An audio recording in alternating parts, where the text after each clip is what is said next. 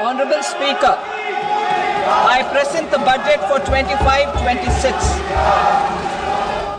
हर बार budget आता है और आम आदमी की चिंताएं बढ़ा देता है, लेकिन इस बार जो बजट आया है उसने आम आदमी की चिंताओं को कम करने का काम किया है।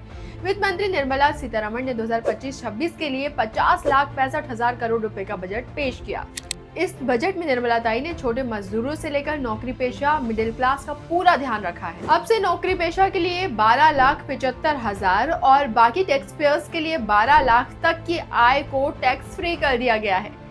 I am now happy to announce that there will be no income tax payable up to income of 12 lakh rupees.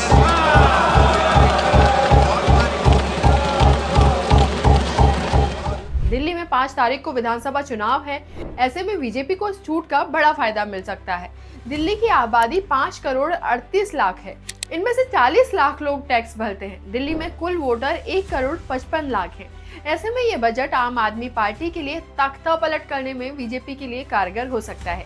देश में 85% लोग 12 लाख रुपए से कम कमाते हैं। टैक्स को लेकर हुए ऐलान के बाद एक और फायदा होगा।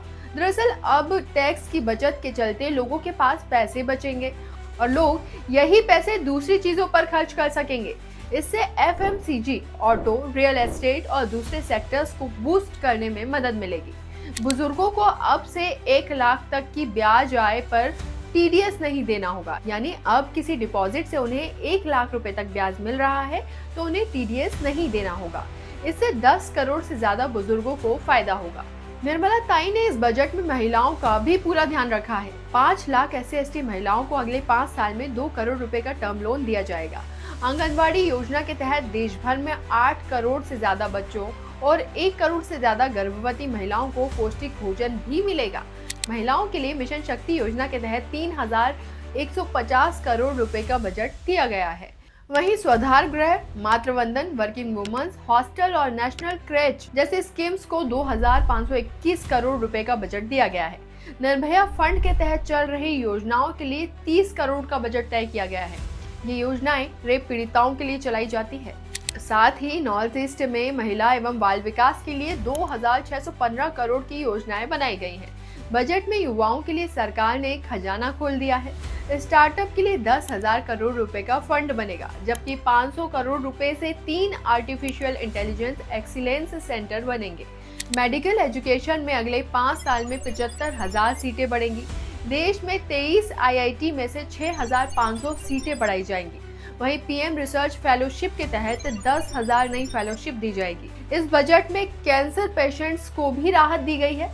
जी हाँ, इस बजट में कैंसर की दवाएं सस्ती करने का भी ऐलान किया गया है। अगले 3 साल में देश के सभी जिलों में कैंसर डे केयर सेंटर बनाए जाएंगे। इसके साथ ही 36 जीवन रक्षक दवाओं से कस्टम ड्यूटी हटाई गई है। इससे क्रिटिकल ट्रीटमेंट की कॉस्ट कम हो जाएगी। अब उन परिवारों को ज्यादा फायदा होगा जो फाइनेंशियली कमजोर हैं और कैंसर जैसी गंभीर बीमारियों से लड़ने में सक्षम नहीं है। किसानों के लिए भी सरकार ने कई बड़ी योजनाओं का ऐलान किया है। किसान क्रेडिट कार्ड यानी KCC की लिमिट 3 लाख से बढ़ाकर 5 लाख रुपए कर दी गई है। साथ ही डेयरी और मछली पालन के लिए 5 लाख रुपए तक का लोन भी दिया जाएगा। कम उत्पादकता वाले 100 जिलों में PM धन धान्य कृषि योजना लागू की जाएगी।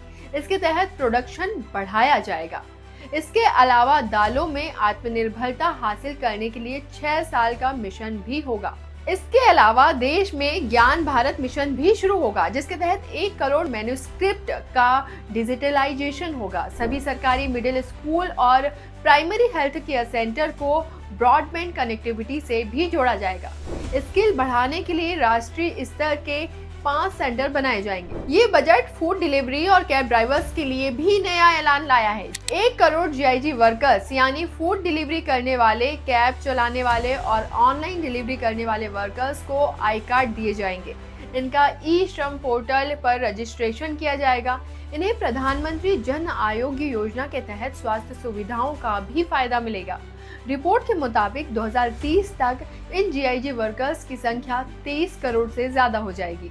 जनजातियों के कल्याण के लिए बजट 14,925 करोड़ रुपए कर दिया गया है। पिछले साल ये 10,237 करोड़ रुपए के करीब था। वहीं यूपीए के कार्यकाल में तो ये और भी कम था। इस साल इसमें 45% की बढ़ोतरी की गई है। साथ ही एकलव्य बोर्डिंग स्कूलों के लिए 7,000 करोड़ से ज्यादा का बजट दिया गया है। जनजातीय विकास मिशन के लिए 380 करोड़ रुपए दिए जाएंगे। धरती आभा जनजातीय ग्राम उत्कर्ष अभियान का बजट 500 करोड़ रुपए से बढ़ाकर 2,000 करोड़ रुपए कर दिया गया है। इस बजट में बिहार का खास ख्याल रखा गया है। बिहार में makhana board, national institute of food technology की स्थापना, IIT पटना का विस्तार, 3 एयरपोर्ट, पश्चिमी कोसी नहर परियोजना का ऐलान किया गया है। इससे बिहार के विकास में बड़ा फायदा मिलेगा। छोटे बिजनेस का ध्यान रखते हुए MSME के लिए क्रेडिट गारंटी कवर को 5 करोड़ से बढ़ाकर 10 करोड़ रुपए कर दिया गया है। इसके अलावा रजिस्टर्ड माइक्रो एंटरप्राइजेस के लिए 5 लाख की लिमिट का नया क्रेडिट कार्ड मिलेगा। खिलौना मैन्युफैक्चरिंग के लिए मेक इन इंडिया के तहत योजना शुरू होगी। स्ट्रीट वेंडर्स के लिए PM स्वनिधि स्कीम की लोन लिमिट बढ़ाकर 30,000 रुपए होगी। इस बजट में निर्मला ताई ने आखिरी इंसान यानी कम से कम पैसे कमाने वाले व्यक्ति को भी अपनी पहली प्राथमिकता बनाया है। ऐसे में मोदी सरकार का ये बजट देश को नई ऊंचाइयों तक ले जाने का काम कर सकता है। आपको हमारी ये स्टोरी कैसी लगी ये हमें कमेंट बॉक्स में बताना बिल्कुल ना भूलें, और आप इस बजट के बारे में क्या सोचते हैं ये राय अपनी जरूर बताएं। बाकी हमारे स्टोरी को लाइक करना, हमारे चैनल को सब्सक्राइब करना बिल्कुल भी ना भूलें। नमस्कार।